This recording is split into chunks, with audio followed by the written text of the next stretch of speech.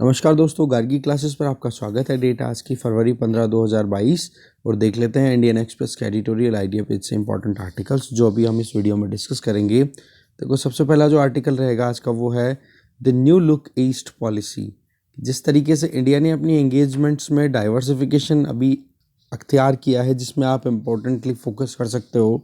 एक तो ब्रह्मोस मिसाइल हम बेच रहे हैं फिलीपींस को, और दूसरा ऑस्ट्रेलिया के साथ में हमारी जो डील है, ट्रेड डील है, वो चल रही है। तो उस पॉइंट ऑफ व्यू से आर्टिकल को देखेंगे। दूसरा आर्टिकल जो हम देखेंगे, मिथ ऑफ ट्रिकल डाउन, कि ये कहा जाता है कि एक बार अगर कुछ लोग पैसे वाले बन जाते हैं या वेल्थ क्रिएट कर लेते हैं तो बोलो उनसे फिर बाद में बचे हुए लोगों को भी फ़ायदा मिलेगा। ये आइडिया शुरू हुआ था नियो लिबरलिज्म, दैट मीन्स जब से हमने एलपीजी पॉलिसीज अडॉप्ट की 1991 से। तो ऐसे में यहाँ पर राइटर इस पॉलिसी को क्रिटिसाइज कर रहे हैं कि कैसे अभी भी वेल्थ कंसंट्रेशन ज़्यादा हो रहा है, इंक्लूसिव फाइनेंशियल ग्रोथ नहीं हो पा रही है। तो उस पॉइंट ऑफ व्यू से इस आर्टिकल पे नज़र डालेंगे। और एक आर्टिकल हमारा कल अशोक गुलाटी जी वाला एग्रीकल्चर का बचा हुआ है, वो देखेंगे ही। और एक आर्टिकल ये नीचे इधर वाला देखेंगे, शाह बानो नॉट शाह बानो। इस पूरे आर्टिकल को अच्छे समझेंगे कि कैसे इन्फ्लुएंशियल जो भी इंडिविजुअल्स होते हैं या फिर जो पावरफुल लोग होते हैं वो अपने एजेंडाज को प्रमोट करते हैं कुछ इश्यूज़ का यूज़ करते हुए। तो जानेंगे इस मुद्दे को। तो ये कुछ 3 आर्टिकल्स, इनको डिटेल में देखेंगे, बाकी इस आर्टिकल पे एक बार नज़र डालेंगे। तो चलिए देखते हैं डिटेल में। अब फर्स्ट आर्टिकल है the new look east policy. Article को लिखा है सी राजा मोहन जी ने। देखो, अगर अभी हम देखें तो ऑस्ट्रेलिया के साथ में लगभग तय मानो कि अर्ली हार्वेस्ट ट्रेड डील है वो इस महीने के एंड तक हो जाएगी। मतलब इस महीने का मतलब 30 दिन का टाइम वहाँ पर दिया गया था। आज के 4-5 दिन पहले की बात है, 2-3 दिन पहले की बात है। फिर अगर दूसरी तरफ देखें तो ऑस्ट्रेलिया वाली तो होगी, और दूसरा हम ब्रह्मोस सुपरसोनिक मिसाइल है वो फिलीपींस को बेच रहे हैं। तो ये जो चीज़ है ना, इंडो पैसिफिक रीजन में इंडिया की प्रेजेंस या इंडिया का जो रोल है उसको एक अलग ही इमेज प्रोवाइड कर रहा है। ठीक है, जिसमें हम एक तो हमारी ट्रेड है उसको लिबरलाइज कर रहे हैं। कौन सा? Strategic trade. दैट मीन्स उन कंट्रीज़ के साथ में हमारा ट्रेड जिनके साथ में हमारी सिक्योरिटी और पीस का भी कहीं ना कहीं लेन देन है। और दूसरा मिलिट्री एक्सपोर्ट। ठीक है, तो ये 2 सेगमेंट्स हैं, ये बड़े इंपॉर्टेंट अभी इंडिया की ईस्ट लुक ईस्ट पॉलिसी में ऐड हो रहे हैं। और इंडिया इन चीज़ों पर केवल ईस्ट में ही नहीं, through out world like minded countries के साथ एंगेज कर रहा है। और इंडिया की जो रीजनल स्ट्रेटजी है उसमें यही है कि आज का जो इंडिया है वो कोई वीकनेस से मतलब वीक नहीं है ना, स्ट्रॉन्गर इंडिया है as compare to past, right. तो इस तरीके से 2 एग्रीमेंट्स हैं वो इंडिया के इंडो पैसिफिक डिबेट को और ज़्यादा एक्सपेंड करेंगे और ज़्यादा वाइडन एक कह सकते हैं ना प्रोस्पेक्ट प्रोवाइड करेंगे, राइट।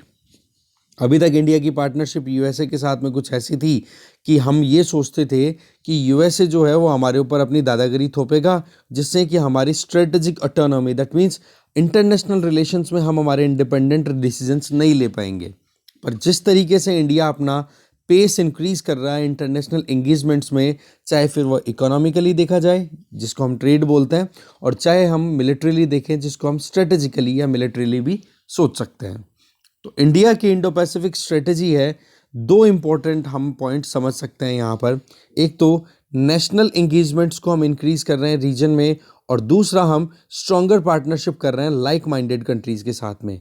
तो ये 2 पॉइंट अपने आप में इंडिया की इंडो पैसिफिक स्ट्रेटेजी को क्लियर करते हैं। नेशनल इंगेजमेंट, दैट मीन्स जो राष्ट्र हैं, मतलब वहाँ के लोगों के साथ में, वहाँ की कल्चर के साथ में, वहाँ की लैंग्वेज के साथ में, और इसके अलावा जो हम इकोनॉमिकली टाई अप करते हैं वो, इन सारी चीज़ों में तो एंगेजमेंट है ही। बाकी दूसरा, जो कंट्रीज़ हमारी तरीके की सोच रखते हैं, या फिर अगर हम इंडो पैसिफिक रीजन की बात करें, जिन कंट्रीज़ को चाइना की अपनी जो एग्रेसिव एमरजेंस है उसकी वजह से खुद को बहुत ज़्यादा परेशानी है, जैसे कि इंडिया खुद परेशान है इस चीज़ को लेकर के, तो लाइक माइंडेड कंट्रीज़ के साथ मिलकर के अपनी रिलेशनशिप को और ज़्यादा स्ट्रॉन्ग बनाना। तो ये 2 चीज़ें अपने आप में इंपॉर्टेंट पिलर के तौर पे दिख रही हैं इंडिया की, अगर इंडो पैसिफिक स्ट्रेटेजी की बात की जाए तो।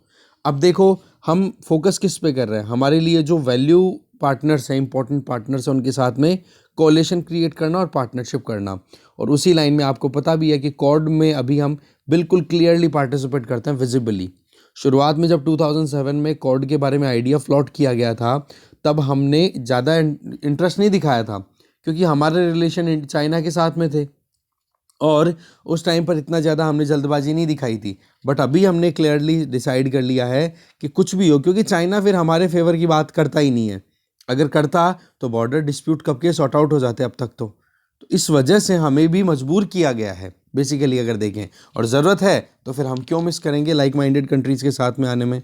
ठीक है, इसके आगे पहले की बात करें पास्ट में, तो मेटाफिजिक्स पे बेस ज़्यादा हमारा काम हुआ करता था। मेटाफिजिक्स का मतलब हो गया कि ऐसे कुछ एक्शंस या ऐसी कुछ एक्टिविटीज़ जिनका रियलिटी से कोई लेन देन नहीं है, तत्व मीमांसा बोलते हैं इसको हिंदी में। ठीक है, तो ऐसे में आइडियोलॉजी पे, इन पे फोकस हम किया करते थे। बट अब हम किस पे ज़्यादा फोकस करते हैं?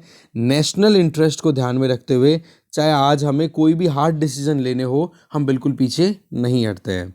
इंडिया की जो नोवेल अप्रोच है कि यूएसए के साथ में हम कैसे एंगेज करें, तो उसमें आज यूएसए भी इंडिया की तरफ आशा का एक होता है ना, स्कोप देखता है, होप का एक स्कोप देखते हुए इंडिया को एंगेज करता है। पहले इंडिया जो था वो एक लाइबिलिटी की तरफ फील करवा होता था, मतलब इंटरनेशनल पावर्स जो थी। आज इंडिया एक एसेट है। आज इंडिया एक अपने आप में इंपॉर्टेंट कंट्री है जो अपने आप को असर्ट कर सकता है। दैट मीन्स आज अलायंस बनाता है इंडिया। अलायंस का मतलब म्यूचुअल इंटरेस्ट को लेते हुए लाइक माइंडेड कंट्रीज़ का साथ में आना, और जब उनको ये पता है कि हमारे लिए कॉमन थ्रेट एक ही है, तो वहाँ पर फिर इंडिया और यूएसए की कन्वर्जेंस और ज़्यादा बढ़ती चली जाती है। और जब अलायंस बनते हैं ना, तो बहुत ही ज़्यादा सीरियस लीगल, पॉलिटिकल और मिलिट्री ऑब्लिगेशंस होते हैं एक दूसरे कंट्रीज़ पे, जो भी वो अलायंस के मेंबर होते हैं।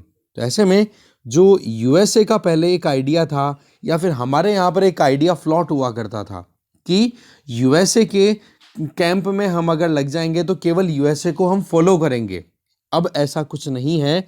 अब यूएसए खुद लाइक माइंडेड कंट्रीज़ के साथ में अपनी एंगेजमेंट बनाना चाहता है, क्योंकि ये चीज़ तो यूएसए को एकदम क्लियर है कि इंडो पैसिफिक रीजन को अगर पीसफुली अकम्प्लिश करना है या फिर वहाँ पर अपनी पकड़ बनानी है, तो वहाँ पर यूएस अकेला कुछ नहीं कर सकता।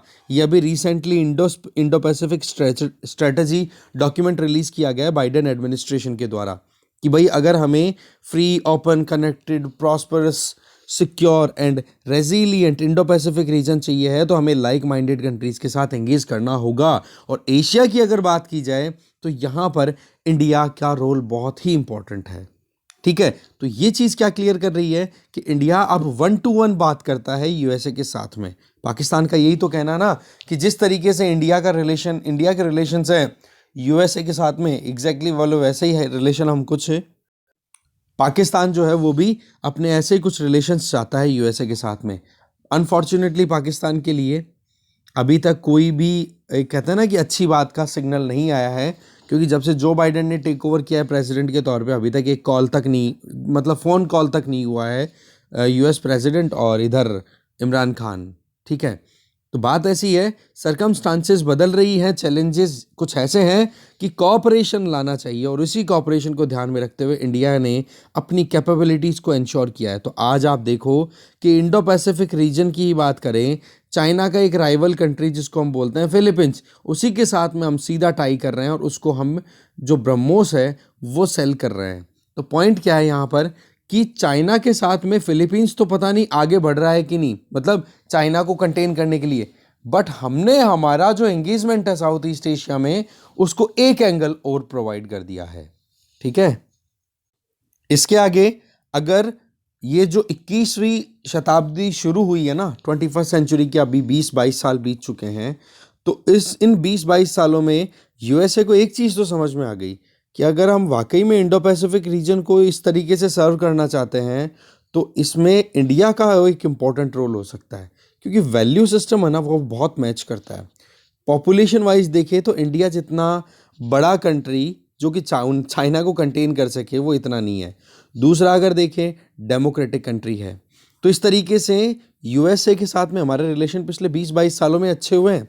तो उन 20-22 सालों में ये चीज़ अच्छे से एक्नॉलेज की गई है, और इसी बात को कंटिन्यू किया गया है बाइडेन के द्वारा भी, कि इंडिया को हमें राइज करवाने में सपोर्ट करना है, और इंडिया ही एक रीजनल लीडरशिप के तौर पे निकल सकती है जो कि लाइक माइंडेड होते हुए यूएसए के जो इंटरेस्ट हैं उनको फुलफिल करता चला जाए और खुद के इंटरेस्ट भी फुलफिल करता चला जाए। ठीक है, आज ये बात ठीक है कि इंडिया जो है वो अपनी तरफ से रीजनल ग्रुपिंग्स में पार्टिसिपेट करना चाहता है। हाँ, जैसे आरसीईपी जैसे जो एग्रीमेंट्स हैं उनको विड्रॉ कर लिया, पर इसका मतलब ये नहीं है कि इंटरनेशनली हम एंगेज नहीं करते हैं। बट रीजनल ग्रुपिंग की बात करें, जैसे सार्क है साउथ एशिया में, वहाँ पर इंडिया अपनी तरफ से कोशिशें करता है कि भाई स्टेबलाइज किया जाए। वो बात अलग है कि वहाँ पर अपनी तरफ ये चाइना सॉरी पाकिस्तान और इंडिया की राइवलरी उसको सक्सेसफुल नहीं बना रही है। बट दूसरी तरफ अगर देखें, न्यू डोमेन में कोलैबोरेशन चाइना और यूएस और इंडिया का, हेल्थ, स्पेस, साइबर स्पेस, ठीक है, इकोनॉमिक और टेक्नोलॉजिकल कोऑपरेशन बढ़ रहा है। Free and open Indo Pacific की जो आइडिया है उस पर इंडिया और यूएस दोनों एक लाइक माइंडेडनेस रखते हैं। साउथ एशियन रीजन या इंडियन ओशन की बात करें तो इंडिया एक एक्टिव रोल प्ले करने वाला कंट्री है। साउथ ईस्ट एशिया में देखो, कॉड की मेंबरशिप देखो, न्यू कॉड की या सेकंड कॉड की बात करो, जिसमें आप वेस्टर्न एशिया की बात कर लो, वहाँ पर भी हम ये कह सकते हैं। खैर, हमारा फोकस इस आर्टिकल में east Asia look east policy भी है, ठीक है, एक्ट ईस्ट पॉलिसी। इसके अलावा अगर देखें तो इंडिया जो है वो यूएसए के जो ऑब्जेक्टिव्स हैं, जिनमें देखा जाए कि अलाइज क्रिएट करने, लाइक माइंडेड कंट्रीज पार्टनर्स को साथ में लेकर के आना, और वो एक दूसरे को स्ट्रेंथ प्रोवाइड करें। मतलब ये कि India is no more a liability. Simple सी बात है, अब इंडिया एक एसेट है। इंडिया यूएसए को स्ट्रेंथ प्रोवाइड करता है तो यूएसए से इंडिया को स्ट्रेंथ मिलती है। आज चाइना क्यों गलवान वैली में ज़्यादा एग्रेशन नहीं दिखाता, उसके पीछे एक कारण ये भी है कि यूएसए की जो सपोर्ट है वो क्लियर है। ठीक है, आज अगर देखा जाए तो बायलैटरल अलायंसेस इंडिया लगातार बनाता चला जा रहा है, और यूएसए ने भी देखो इन चीज़ों पर फोकस किया है जब डोनाल्ड ट्रंप का रिजीम था। पर एक तरफ आप देखो कि आज की परिस्थितियों में यूएस एडमिनिस्ट्रेशन मल्टीलेटरल प्लेटफॉर्म्स पे फोकस कर रहा है, फॉर एग्जांपल कोड, और इंडिया भी इसी चीज़ पर ध्यान दे रहा है। देखो जी, वही बात आ गई, नेशनल इंटरेस्ट नंबर 1, इसके अलावा लाइक माइंडेड कंट्रीज़ के साथ एंगेज करना, नंबर 3 स्ट्रेटेजिक जो आपकी इकोनॉमिक इंटरडिपेंडेंस है वो बढ़नी, यही सारी चीज़ें रिपीट हो रही है ना। इसके अलावा एक दूसरे को स्ट्रेंथ प्रोवाइड करने से क्या होता है कि कोई भी अगर एग्रेशन दिखाए तो वहीं पर काउंटर किया जा सकता है। इंडिया है वो भी अपनी तरफ से रीजन में लीडिंग पावर का रोल प्ले करने के लिए बिल्कुल रेडी है। ऐसा नहीं कि हाँ अभी हम सोचेंगे, चाहे ट्रेड हो चाहे सिक्योरिटी, हर रोल में। हाँ, ये बात ठीक है कि बहुत सारे क्रिटिक्स ने ये कहा कि इंडिया ने जब से आरसीईपी से विड्रॉ किया है, रीजनल कॉम्प्रिहेंसिव इकोनॉमिक पार्टनरशिप से 2019 में, जो कि Asia wide free trade agreement था, तो बोले ये अपने आप में एक, कहता ना कि 1990 से पहले की जो सिचुएशन थी एलपीजी पॉलिसी से पहले की, बोलो वैसा कुछ अभी स्टांस गवर्नमेंट ऑफ इंडिया के द्वारा लाया जा रहा है। रही सही में आत्मनिर्भर भारत प्रोग्राम शुरू कर दिया तो बोला अब तो पूरी की पूरी सोशलिस्टिक पैटर्न पे सरकार काम करने वाली है। बट अभी अगर रियलिटी देखें तो हम बायलैटरल इस डायलॉग साइन कर रहे हैं, मतलब एंगेजमेंट कर रहे हैं कि नहीं, अर्ली हार्वेस्ट रिलेशनशिप, हमारी अर्ली हार्वेस्ट एग्रीमेंट और फ्री ट्रेड एग्रीमेंट के लिए जा रहे हैं कि नहीं, एफटीएस के लिए। बेशक आरसीईपी को हमने विड्रॉ किया, पर उसमें प्रॉब्लम क्या थी हमें कि चाइना जो अपने मैन्युफैक्चर्ड गुड्स को हमारे यहाँ पर फ्लड कर देगा, जो कि हम नहीं चाहते थे।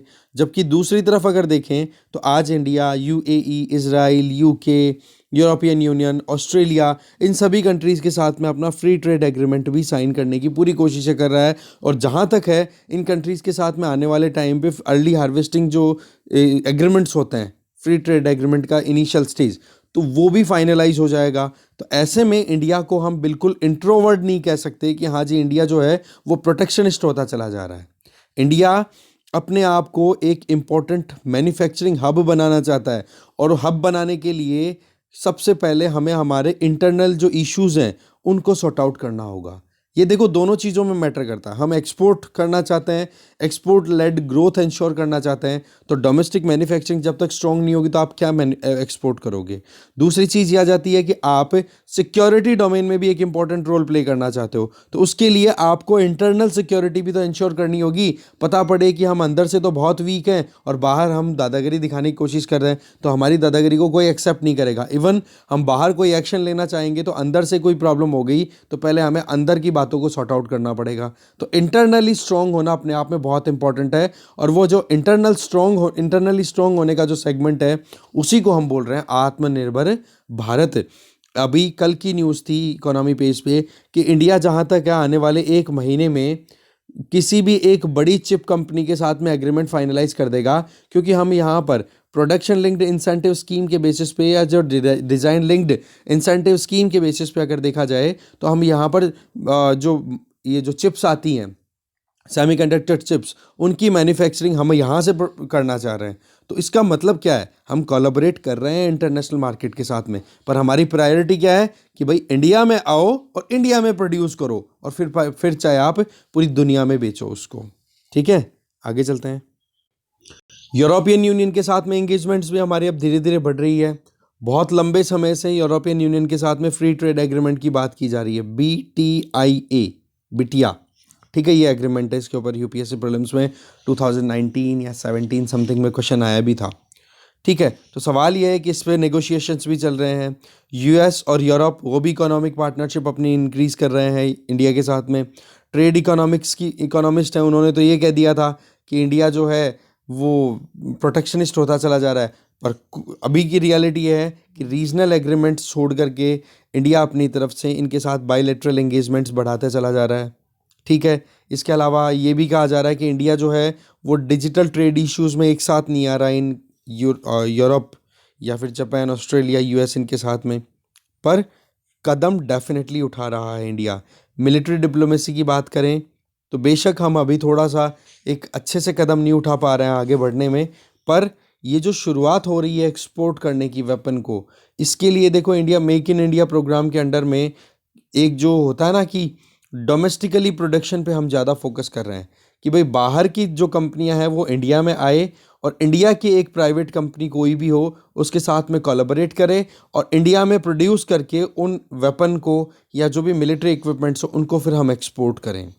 आज अगर देखा जाए तो हमारा जो पॉलिटिकल हेजिटेशन जो था वो हट चुका है। आज हम सीधा ब्रह्मोस मिसाइल है वो चाइना के नेबर को बेच रहे हैं। $375 मिलियन की ये डील है फिलीपींस के साथ में। तो इसमें बेशक फिलीपींस को तो पता नहीं क्या फ़ायदा मिलेगा कि नहीं, पर हमें बहुत फ़ायदा है कि हमने हमारा एक और जो हिच थी उसको हटा दिया। ठीक है ना, इस तरीके से इंडो पैसिफिक रीजन में हमारा रोल और ज़्यादा बढ़ रहा है, यही चीज़ें बताई जा रही है। और दूसरी चीज़ क्या है, देखो यूएस अभी अपनी जो आइडिया है उसको चेंज कर चुका है। जैसे यूरोप में यूएस की जो एंगेजमेंट है ना वो अलायंस वाली एंगेजमेंट है। अलायंस में क्या होता है कि म्यूचुअल इंटरेस्ट को फोकस में रखा जाता है, एक दूसरे की इंटरेस्ट को रिस्पेक्ट दी जाती है, और वही चीज़ बोले इंडिया के लिए भी अब राइज हो रही है। तो यूएस खुद चाहता है कि अलग अलग क्षेत्रों में अपने खुद के लाइक माइंडेड कंट्रीज़ के साथ में रिलेशंस अच्छे बनाए यूएसए। जिसमें इंडो पैसिफिक रीजन की बात करें तो इंडिया एक अपने आप में बहुत इंपॉर्टेंट ऑप्शन है। ठीक है, तो पहले यूएस दादागिरी चलाता था, अब यूएस कोलैबोरेट करना चाहता है। ठीक है, तो यही चीज़ बताई जा रही है और हमारी भी एम्बिशंस कुछ ऐसी ही है कि ग्लोबल लीडर के तौर पे हम हमारा रोल प्ले करें। तो इस तरीके के एंगेजमेंट्स में हमें फ़ायदा भी है। बेशक चाइना जैसे कंट्रीज से हमें प्रॉब्लम है, पर उस प्रॉब्लम को सॉर्ट आउट करने के लिए हमें ये एंगेजमेंट्स भी रखनी ज़रूरी है। ठीक है, तो ये था पूरा आर्टिकल, आगे चलते हैं। नेक्स्ट आर्टिकल है myth of the trickle down. Trickle down effect जो होता है वो सिंपल सा ही होता है, बहुत बार आपने इकोनॉमिक्स में या इकोनॉमी जब आप पढ़ते हो तो आपके सामने आएगा। इसमें ये होता है कि शुरुआत में तो दिखेगा कि कुछ लोगों को फ़ायदा हो रहा है, और फिर वो जो फ़ायदा होता है इकोनॉमिक एक्टिविटीज़ का वो मतलब बाकी जनता को भी होने लग जाएगा टाइम के साथ साथ में धीरे धीरे। तो बोले ये मिथ है। मिथ का मतलब कि ये कहीं ना कहीं झूठा साबित हो रहा है। आर्टिकल को लिखा है अरुण मायरा जी के द्वारा।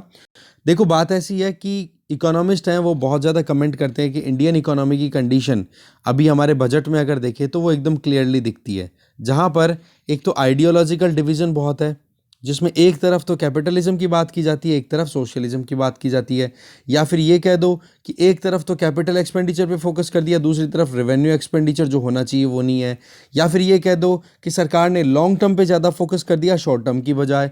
तो बोले ये जो गैप है ये बिल्कुल क्लियर है और इसको कहीं ना कहीं इम्प्रूव करने की ज़रूरत है। इसके अलावा सरकारों के द्वारा जब भी इलेक्शंस होते हैं उस टाइम पे या पॉलिटिकल पार्टीज़ के द्वारा पॉपुलिस्ट हैंडआउट्स दिए जाते हैं। फॉर एग्जांपल कि हाँ भाई आपका टैक्स माफ़ कर दिया जाएगा, आपके बिल माफ़ कर दिए जाएंगे, इस तरीके के स्टेटमेंट दिए जाते हैं। तो सवाल क्या है कि अभी का जो बजट अभी डिक्लेयर किया गया है इस बजट के क्या हम मायने समझें।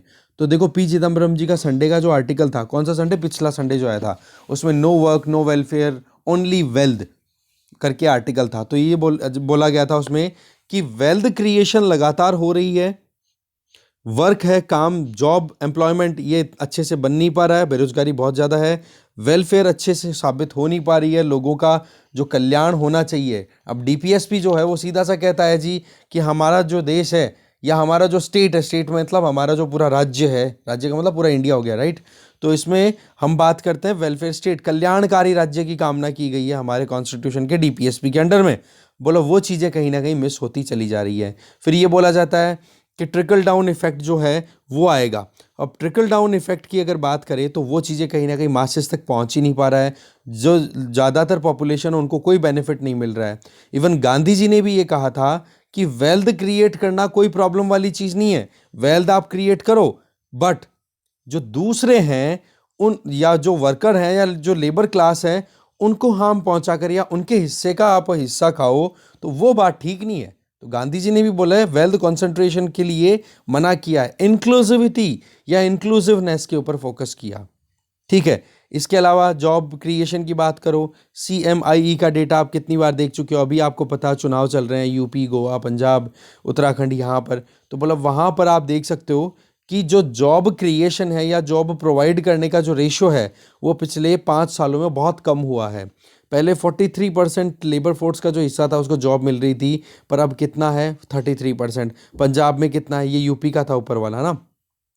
इसी तरीके से पंजाब, गोवा, उत्तराखंड, इन सभी में जॉब अवेलेबिलिटी, अनएम्प्लॉयमेंट बढ़ गया।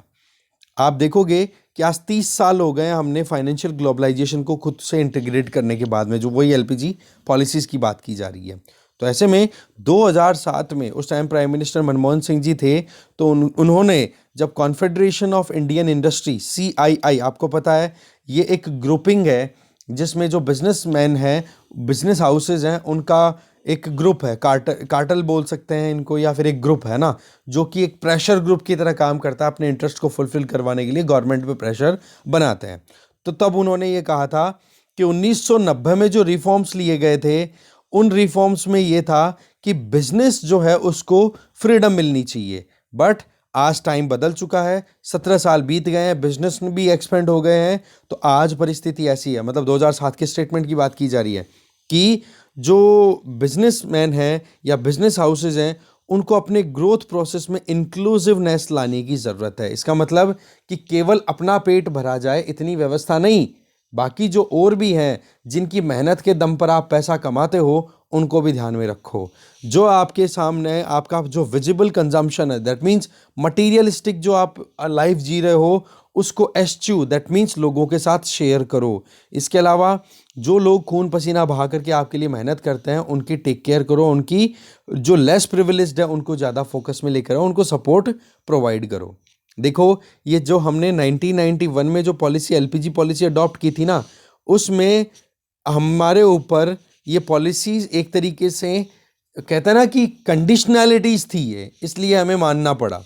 और ये कब हुआ था, वॉशिंगटन कंसेंसस के बेसिस पे। अब आ जाती है मुद्दा, ये वॉशिंगटन कंसेंसस क्या था। देखो जी, जब परिस्थितियां बिगड़ी साउथ अमेरिका में इकोनॉमिकली और हमारे देश में, तो हम पहुंच गए कहाँ पर, IMF और वर्ल्ड बैंक के पास में। और वहाँ पर जाते ही हमने बातचीत की कि भाई हमें पैसे की ज़रूरत है। अब उन्होंने पैसे देने के लिए बोल दिया, पर बोल दिया कि आपको कुछ कंडीशंस माननी पड़ेगी, जिनमें ये था कि आप जो है वो लिबरलाइज करोगे, लाइसेंस राज को इनको ख़त्म करोगे, प्राइवेट सेक्टर को प्रमोट करोगे, और जो दूसरे कंपनियां हैं, MNCs हैं, उनको आप अलाउ करोगे अपने देश में अगर वो बिजनेस करना चाहे तो इस तरीके से ये एक एग्रीमेंट था जिसको बोला गया वॉशिंगटन कंसेंसस। ये कुछ कंडीशनैलिटीज थी जिसमें क्या आउटकम था मेन, कि गवर्नमेंट का रोल मिनिमम होगा, जो हम बार बार बात करते हैं ना कि मिनिमम गवर्नमेंट मैक्सिमम गवर्नेंस, ये बोला जाता है सरकार के द्वारा। या फिर ये कहा जाए कि गवर्नमेंट जो है वो केवल और केवल फैसिलिटेटर और रेगुलेटर का काम करेगी, बाकी फंक्शनिंग जो है सारी की सारी प्राइवेट सेक्टर के अंडर में रहेगी। तो इसको कंबाइंडली बोला गया नियो लिबरलिज्म। क्योंकि ये जो नियो लिबरलिज्म का जो कॉन्सेप्ट है, ये एक नए नए नए मोड में लिबरलाइज किया गया था इकोनॉमीज को। देखो, जब ग्रेट डिप्रेशन आया था ना 1928 में, दुनिया की महामंदी जो आई थी, उसके पहले इकोनॉमी के लिए आपने पढ़ लिया होगा अभी तक एडम स्मिथ को, तो उन्होंने ये बोला कि भाई यहाँ पर गवर्नमेंट का कोई लेन देन नहीं है, मार्केट फोर्स है, जहाँ डिमांड और सप्लाई वो अपने आप मैनेज कर लेगा, आप तो बस काम करते रहो।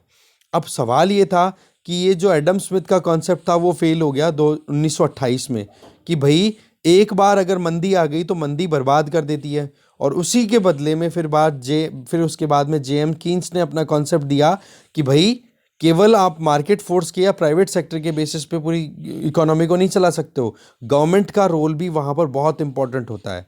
तो ऐसे में जो अभी आप देखोगे, तो जेएम कीन्स का कॉन्सेप्ट आ गया, गवर्नमेंट का रोल आ गया, उसी गवर्नमेंट के रोल को फिर बाद में कंटिन्यू किया गया। और उस टाइम पर आपको पता है जेएम कीन्स ने वो आइडिया कहाँ से पिक किया था, या जेएम कीन्स का जो आइडिया था उसको 100% कौन अप्लाई कर रहा था? वो वहाँ पर सोशलिस्टिक पैटर्न पे यूएसएसआर चल रहा था उस टाइम पर। ग्रेट डिप्रेशन की वजह से यूएसए है वो तो देखो बहुत हद तक एक तरीके से मुश्किलों का सामना कर रहा था इकोनॉमिकली, और यूएसएसआर में सोशलिस्टिक पैटर्न पे काम चल रहा था जहां पर सरकार कर रही थी सारे काम।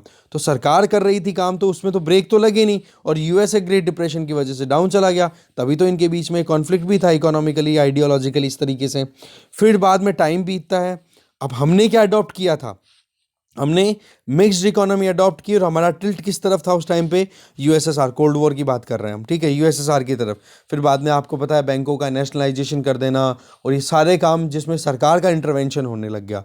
पर इसका नतीजा ये निकला कि 90 आते आते हमारे पास में बैलेंस ऑफ पेमेंट क्राइसिस आ गया, हमारे पास में कुछ भी नहीं बचा था जिससे कि हम कुछ इंपोर्ट कर सके। इंपोर्ट डिपेंडेंसी, क्रूड ऑयल पे डिपेंडेंसी, सारी चीज़ें। तो इस केस में हमें मजबूरन फिर पैसे की ज़रूरत पड़ी, तो हम पहुंच गए कहाँ पे? वर्ल्ड बैंक, आईएमएफ के पास में। और वॉशिंगटन कंसेंसस को जब माना तो उसमें तो सीधी सी बात थी, गवर्नमेंट का रोल मिनिमम हो गया, और प्राइवेटाइजेशन को प्रमोट करने की बात कर दी, लिबरलाइजेशन को प्रमोट किया, और ग्लोबलाइजेशन, और फोकस रहा ईज ऑफ डूइंग बिजनेस पे। अब वो ईज ऑफ डूइंग बिजनेस का जो कॉन्सेप्ट था उसमें ये था कि वेल्थ टैक्स है उनको रिड्यूस करना, कॉरपोरेट टैक्स है उनको रिड्यूस करना, क्योंकि पहले तो सरकार का काम था ना, तो प्राइवेट सेक्टर को ज़्यादा लगाम में रखती थी। तो इस तरीके से सरकार ने अपना रोल किया रिड्यूस, टैक्सेशन किए रिड्यूस, और प्राइवेट सेक्टर को मिल गया स्कोप। अब देखो आपको पता है पीटर गुडमैन, आपको पता है कि हमारे यहाँ पर बिजनेसमैन्स की एक ऑल ओवर वर्ल्ड एक मीटिंग होती है जनवरी महीने में, है ना, डेवोस, कहाँ पे? स्विट्जरलैंड में।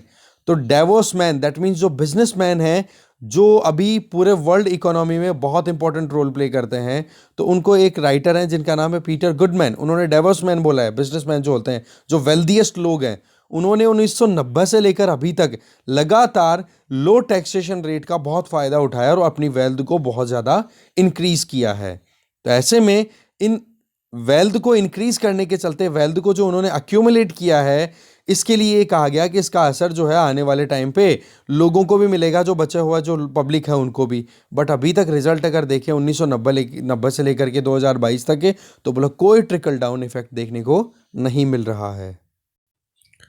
इवन गुडमैन, ये जो थॉमस पिकेटी है, उन्होंने भी अपनी बुक कैपिटल एंड आइडियोलॉजी में अपनी इस तरीके की बात कही कि सिचुएशन बहुत ज़्यादा अलार्मिंग है, टैक्सेशन रिड्यूस करने की वजह से इनका पैसा बहुत ज़्यादा बढ़ गया है कुछ लोगों के पास में। अब आपको पता है इनइक्वालिटी के बारे में आप कितना पढ़ चुके हो कि पिछले 20 सालों में या पिछले 5-7 सालों में कितने जो बिलियनियर्स हैं उनके नंबर्स राइज हुए हैं, और दूसरी तरफ गरीब गरीबी के चंगुल में फंसता चला गया है। तो जो बात बोली गई थी वो एक तरीके की क्या है?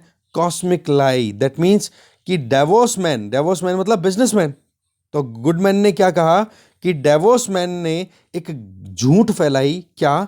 कि भाई टैक्सेशन रिड्यूस किए जाएंगे, मार्केट को डीरेगुलेट किया जाएगा, प्राइवेट सेक्टर की जो एंटिटीज हैं उनको अच्छे से प्रमोशन मिलेगा। तो बोला आने वाले टाइम पर इसके बेनिफिट्स शुरुआत में तो जो पैसे वाले हैं उनको मिलेंगे, और फिर उसके बाद में गरीबों को भी मिलेंगे, जो जनता है उसको भी मिलेगा। बट ऐसा हुआ बिल्कुल भी नहीं।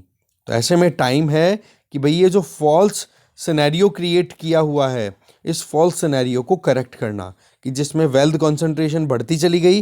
तो ऐसे में अब नियो लिबरल जो इंडियन इकोनॉमिस्ट हैं, ठीक है ना, उनका जो स्टेटमेंट आर्ग्यूमेंट है ये ट्रिकल डाउन वाला, ये इतना ठीक नहीं है। तो पॉइंट यहाँ पर ये है कि आज अगर वर्ल्ड की बड़ी बड़ी इकोनॉमीज की बात करोगे ना, चाहे चाइना की बात करो, चाहे यूएस की बात करो, चाहे यूके की बात करो, चाहे जापान की बात करो, आज ये वर्ल्ड पावर कैसे बनी है? क्योंकि ये डोमेस्टिकली पहले स्ट्रांग बने हैं। तो हमें हमारी डोमेस्टिक सिचुएशन को, सिक्योरिटी और इकोनॉमिकली हमें अपने आप को स्ट्रेंथन करना होगा, ठीक है। इसके लिए सबसे पहली चीज़ कि हमें जो ह्यूमन डेवलपमेंट है उस पर फोकस करना चाहिए। हमारे यहाँ पर ह्यूमन डेवलपमेंट के लिए जो 5 बेसिक नीड्स हैं रोटी कपड़ा मकान स्वास्थ्य शिक्षा, इन पांचों चीज़ों को अच्छे से प्रोवाइड करने की ज़रूरत है। फिर ह्यूमन डेवलपमेंट हो, तब जाकर के आप इकोनॉमिक टेक ऑफ कर सकते हो, दैट मीन्स अपनी ग्रोथ इंश्योर कर सकते हो। दूसरा, इंडस्ट्रियल सेक्टर को हम ग्रोथ कराना चाहते हैं कि हम इंटरनेशनल मैन्युफैक्चरिंग हब बने, तो उसके लिए हमें हमारे इंडस्ट्रीज़ को प्रोटेक्ट करने की ज़रूरत है। चाहे आज ये बड़े बड़े कंट्रीज़ जो दबाव बनाते हैं ना कि इंडिया प्रोटेक्शनिज्म पे जा रहा है, तो बोले प्रोटेक्शनिज्म तो इन्होंने पहले खुद का अडॉप्ट किया था, नहीं आज चाइना क्या चाइना बन पाता? अगर खुद की मैन्युफैक्चरिंग इंडस्ट्री को चाइना प्रमोट नहीं करता, सपोर्ट नहीं करता, तो क्या चाइना इतना स्ट्रॉन्गर पावर बन पाता? बिल्कुल भी नहीं। तो हमें हमारे लोकल जो एंटरप्रेन्योर्स है ना, उनको स्ट्रेंथन करने की ज़रूरत है। आज अगर देखें तो हमारे देश में एक तरफ जहां पर सोशल फैब्रिक को स्ट्रेंथ मिलनी चाहिए, उस स्ट्रेंथ को political division on the basis of religion and caste ये बहुत ज़्यादा वीक करता चला जा रहा है। तो एक तो ये जो पॉलिटिक्स होती है ना गंदी वाली, इस पॉलिटिक्स को भी बहुत ज़्यादा लगाम लगाने की ज़रूरत है। इसके अलावा इकोनॉमी को इंक्लूसिवली ग्रो करवाने की ज़रूरत है। ऐसी बात नहीं है कि कुछ लोग पैसे वाले बन जाए और ज़्यादातर लोग गरीबी के चंगुल में फंसते चले जाए, और कोरोना ने आपको पता हाल ख़राब कर दिया। तो ऐसे में हमें ह्यूमन डेवलपमेंट और हमारी जो डोमेस्टिक इंडस्ट्रियल कैपेबिलिटीज़ हैं, इन पर ध्यान देना होगा। ठीक है, तब जाकर के हम strong international major international global power बन सकेंगे। ठीक है ना? तो जो डेवोस मैन की जो थ्योरी है ना, इस थ्योरी पे आप मत चलो कि ट्रिकल डाउन इफेक्ट आ जाएगा। ऐसे में कुछ लोगों के पास पैसा बहुत हो जाएगा और बाकी लोग जो हैं वो डिप्राइव्ड रह जाएंगे, जो कि ठीक बात नहीं है। तो ऐसे में इकोनॉमिक थ्योरीज जो हैं, जिन पे बेस्ड अभी तक हमारी इकोनॉमिक्स काम कर रही है, बोला उन इकोनॉमिक थ्योरीज को रिव्यू की ज़रूरत है। करंट सिनेरियो को देखने की ज़रूरत है कि हमें क्या करना चाहिए। ठीक है ना? तो ये है, लिबरलिज्म की बात भी कर ली, सोशलिज्म की बात भी कर ली, नियो लिबरलिज्म की बात भी कर ली, डेवोस मैन का कॉन्सेप्ट था वो भी हमने समझ लिया यहाँ पर। तो अच्छा आर्टिकल था, आगे चलते हैं। नेक्स्ट आर्टिकल जो कल का हमारा बच रहा था, क्लाइमेट स्मार्ट एग्रीकल्चर। देखो आर्टिकल को लिखा अशोक गुलाटी जी ने और रीना सिंह जी के द्वारा। इनका ये कहना है कि 2070 में हमने हमारा कमिटमेंट दे दिया कि 2070 में हम कार्बन न्यूट्रल कंट्री बन जाएंगे। और ये कब कहा था? जो कॉन्फ्रेंस ऑफ पार्टीज 26 UNFCCC की जो ऑर्गेनाइज हुई थी ग्लासगो में। और उसी चीज़ पर ध्यान देते हुए यूनियन बजट 2022-23 में क्लाइमेट एक्शन, एनर्जी ट्रांजिशन, इन पर फोकस रखा है हमारे फाइनेंस मिनिस्टर निर्मला सीतारमन जी के द्वारा। चलिए आपके लिए एक क्वेश्चन है, आप मुझे कमेंट बॉक्स में बताओगे कि जैसे पार्लियामेंट में बजट है उसको पारित करवा दिया गया, ठीक है, अब वो बजट पारित हो गया, तो आप ये बताओ कि इसमें किसकी सुप्रीमेसी साबित होती है? ठीक है, पार्लियामेंट में बजट पास होने पे किसकी सुप्रीमेसी साबित होती है? ऑप्शन आपके लिए प्रेसिडेंट, दूसरा ऑप्शन आपके लिए पार्लियामेंट, तीसरा ऑप्शन है प्राइम मिनिस्टर और चौथा ऑप्शन आपके लिए फाइनेंस मिनिस्टर।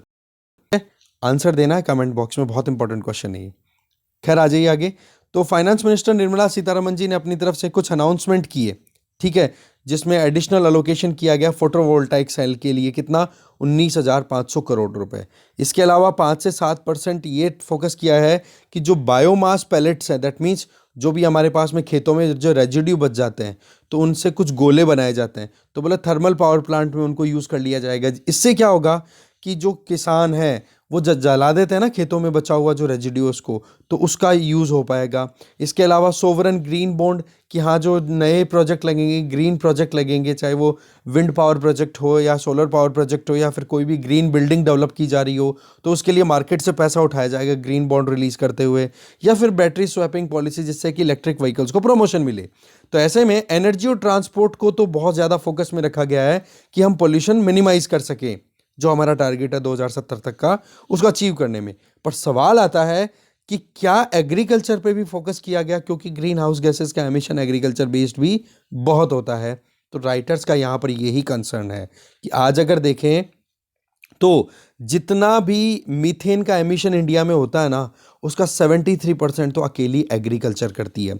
अब आपको पता होना चाहिए कि carbon dioxide, methane, nitrous oxide, ये क्या है? सारे के सारे ग्रीन हाउस गैसेस के कॉम्बिनेशन। तो ऐसे में मीथेन का जो है एमिशन, उसमें हमारा अच्छा खासा कंट्रीब्यूशन है, और उसमें पर्टिकुलर एग्रीकल्चर का। दूसरी तरफ जब ग्लासगो में जब फाइनल डेज में एक एग्रीमेंट निकल के आया कि आने वाले वक्त में 2030 तक मीथेन के एमिशन को 30% तक रिड्यूस कर दिया जाएगा, इसमें मेन लीड कर रहे थे यूएस और यूरोप। उसमें इंडिया ने अपनी तरफ से कोई एंगेजमेंट नहीं दिखाई। बोला इस पर हमें ध्यान देने की ज़रूरत है, क्योंकि मीथेन एमिशन भी अगर नहीं कंट्रोल किया तो कार्बन डाइऑक्साइड आप कंट्रोल कर लो, मीथेन आपको और भी ज़्यादा घातक साबित होती हुई दिखाई देगी। फाइनेंस मिनिस्टर ने केमिकल फ्री नेचुरल फार्मिंग है उनके बारे में तो बात कर ली कि अभी जो हम हैं गंगा रिवर के आसपास में या रिवर जो भी स्ट्रेचेस हैं उनके आसपास में इस तरीके की एक्टिविटीज़ या खेती नहीं करेंगे जिनमें केमिकल यूज़ हो, क्योंकि बोला पानी ख़राब हो जाता है उससे। पर और मिलिट्स को इनको सपोर्ट किया गया। डोमेस्टिक प्रोडक्शन है ऑयल सीड और किसान ड्रोन्स का इनका यूज़ करने की बात की गई कि कैसे खेतों को हम ऑब्जर्व कर सकते हैं ऊपर से ड्रोन्स का यूज़ करते हुए। पर सवाल ये आ जाता है कि क्या हम एक्चुअल में एनवायरमेंटल डैमेज को यहाँ पे कंसीडर कर रहे हैं कि एग्रीकल्चर की वजह से कितना एनवायरमेंटल डैमेज होता है। कारण क्या है, देखो सबसे पहली चीज़, यूरिया हम बहुत यूज़ करते हैं, कैनाल इरिगेशन या पावर इरिगेशन का भी यूज़ करते हैं, तो इरिगेशन के लिए कितनी ज़्यादा सब्सिडीज़ दी जाती है सरकार के द्वारा। तो पहला तो आप देखो एक्सचेकर पे कितना लोड है, और दूसरा फिर सस्ते में कोई चीज़ मिलती है तो उसको हम लापरवाही से यूज़ करते हैं, वो नुकसान। मिनिमम सपोर्ट प्राइस दी जाती है और उसमें मेन फोकस रखा जाता है राइस और वीट पे। अब राइस है वो बहुत ज़्यादा पानी खाता है, तो ऐसे में राइटर्स जो हैं वो ये बोलना चाह रहे हैं कि हमें एग्रीकल्चरल प्रैक्टिसेस को भी क्लाइमेट के हिसाब से देखने की ज़रूरत है। 1 जनवरी की अगर बात करें, आज 1 जनवरी अभी जो गई है 2022 की, तब वीट और राइस का stock food corporation of India के पास में कितना था आपको पता है? जितना स्टॉक है उससे 4 गुना ज़्यादा स्टॉक अवेलेबल है। जितने बफर स्टॉक है ना, कैपेसिटी है, उससे भी 4 गुना ज़्यादा। इसका मतलब चूहे काट रहे हैं, वो खराब हो रहा है, सड़ रहा है, और बारिश और आ गई तो फिर बाहर पड़ा पड़ा वो अनाज खराब ही होता है। तो ऐसे में हमें ध्यान ये देना होगा कि भाई फाइनेंशियल कॉस्ट भी तो आती है ना, खरीदारी करना, उनको मेंटेन करना, फिर डिलीवरी तक पहुंचाना, और एक्सेस में आपके पास पड़ा है तो आपको अलग से गोडाउन्स हैं वो तैयार करने होते हैं, कितना खर्चा लग जाता है।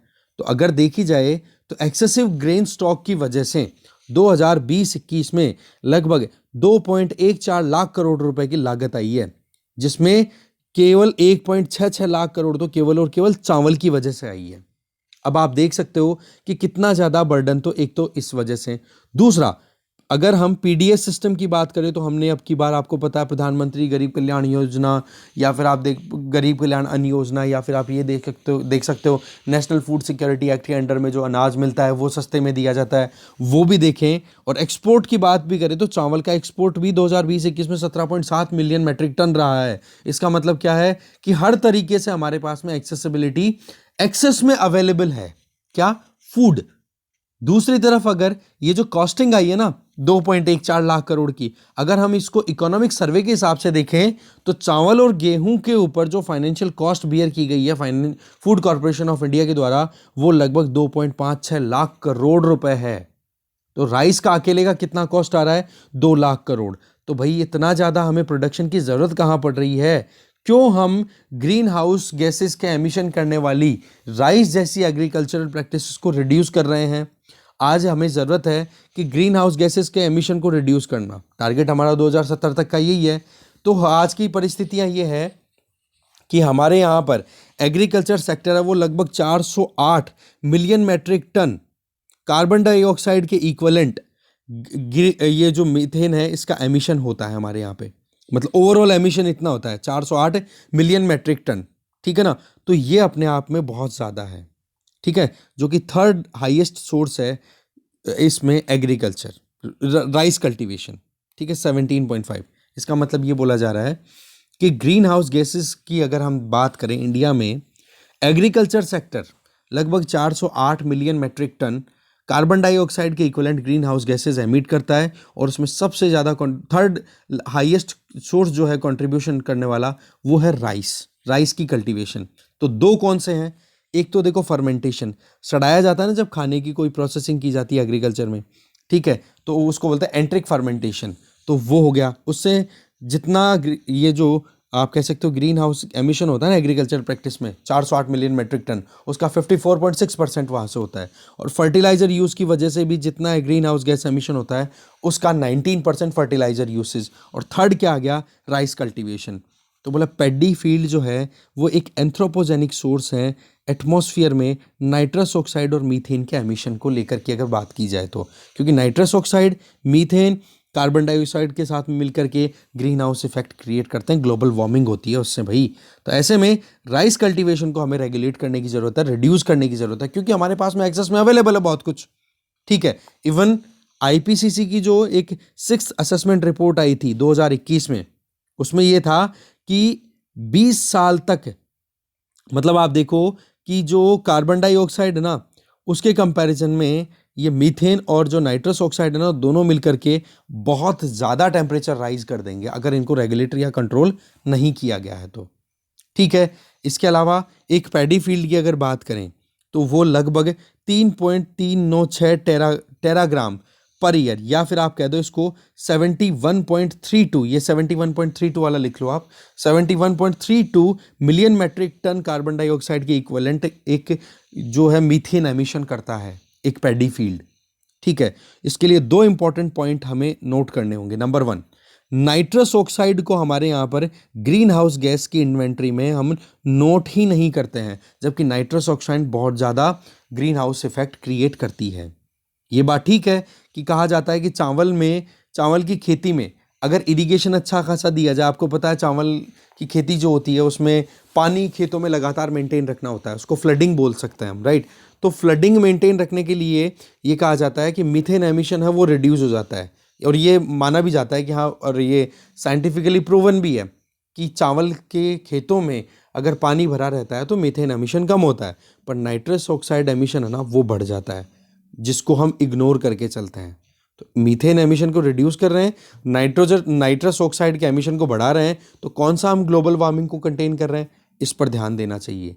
सेकंड पॉइंट यहाँ पर ये बोल रहे हैं कि राइस का जो रेजिड्यू है जो जलाया जाता है ये इधर पंजाब, हरियाणा, वेस्टर्न यूपी में, तो इसके लिए हमें थोड़ा ध्यान रखने की ज़रूरत है। आज चावल में पहले तो आप कितना ज़्यादा इन्वेस्ट करते हो, सबसे पहले फर्टिलाइज़र, फिर आप लगाते हो हार्वेस्टिंग के लिए, पंपिंग के लिए, प्रोसेसिंग के लिए, ट्रांसपोर्टेशन के लिए, एनर्जी कंजम्पशन, कितनी एनर्जी कंज्यूम हो गई। तो इन सब में होता क्या है, ग्रीन हाउस गैस एमिशन होता है कि नहीं। बोले इन दो चीज़ों को भी कवर कर लेंगे तो बहुत हद तक हम कवर कर पाएंगे।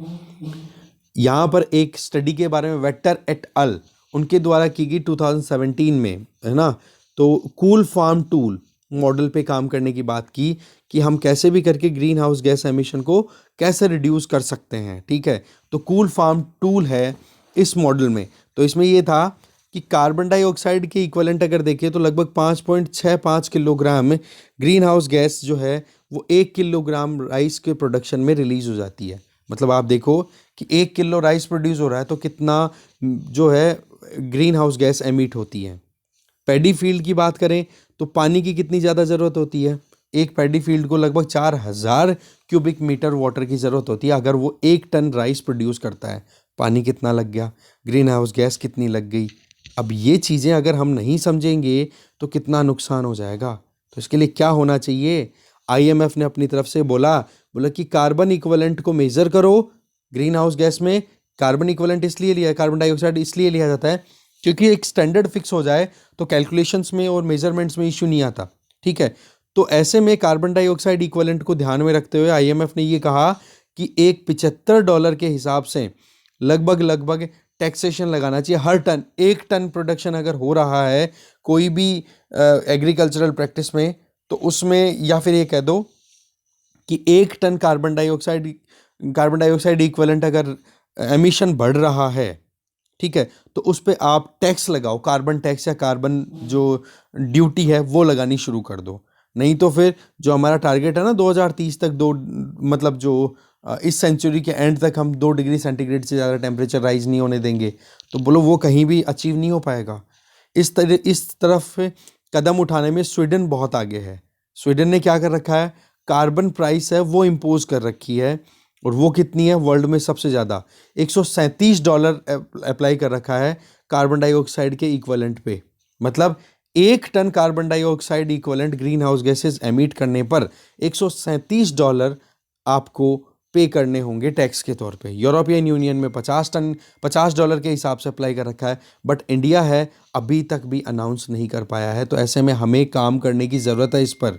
इकोनॉमिक सर्वे 2021-22 में ये चीज़ें क्लियर भी की गई है कि हमारे यहाँ पर ग्राउंड वाटर बहुत ज़्यादा एक्सप्लॉइटेशन किया जा रहा है, और पर्टिकुलरली कहाँ पर, साउथ इंडिया में और नॉर्थ वेस्ट इंडिया में। और इसका मेन कारण क्या बताया है, पैडी कल्टीवेशन। इसका मतलब चावल की खेती को हमें डाइवर्सिफाई करने की ज़रूरत है। चावल की खेती क्यों की गई थी जी, मेन फोकस था कि हम एक फूड स्कैर्स कंट्री थे, हमें इंपोर्ट करना पड़ता था। आज हमारे पास में फूड सरप्लस में अवेलेबल है, तो ऐसे में हमें एनवायरनमेंट और ग्राउंड वाटर इन पर ध्यान देते हुए एग्रीकल्चरल प्रैक्टिसेस को ध्यान में प्रैक्टिस करनी चाहिए। तो ऐसे में नेट जीरो एग्रीकल्चर की तरफ बढ़ें, क्लाइमेट स्मार्ट एग्रीकल्चर की तरफ बढ़ें। तो बोलिए, ये 75वां जो साल चल रहा है हमारे इंडिपेंडेंस का, अमृतकाल जिसको हम बोलते हैं, आज़ादी का अमृतकाल, तो बोले ये सही टाइम है, कर लो इस पे जो करना है। ठीक है जी। तो एक आर्टिकल बच रहा है, वो आप खुद से नज़र डाल लेना। उसमें यही था मेन तो, कि शाहबानो केस आया था 1980s के टाइम पे, आपको पता होगा।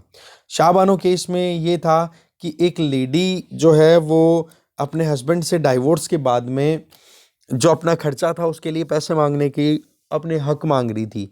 तो उस हक के लिए जब वो कोर्ट पहुंच गई तो लोगों ने उसको बहुत ज़्यादा परेशान करना शुरू कर दिया।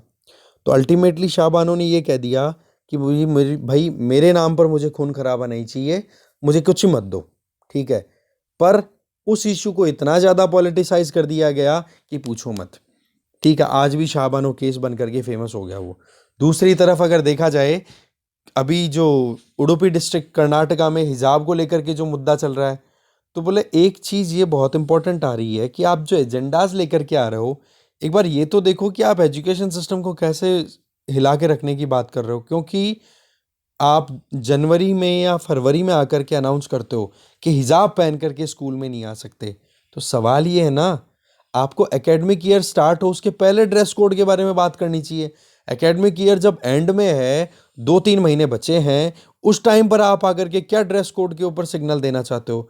तो बोले ये जो एजेंडा है, प्रोपोगेंडाज है ना, इनको रोकने की ज़रूरत है, नहीं तो हमारा जो सोशल थ्रेड है, जो हमारी जो पकड़ है, हमारे एक दूसरे के साथ में लिंक है, वो वीक होते चले जाएंगे इस तरीके से। तो ठीक है, तो यही था इस डिस्कशन में। Thank you very much for watching this video.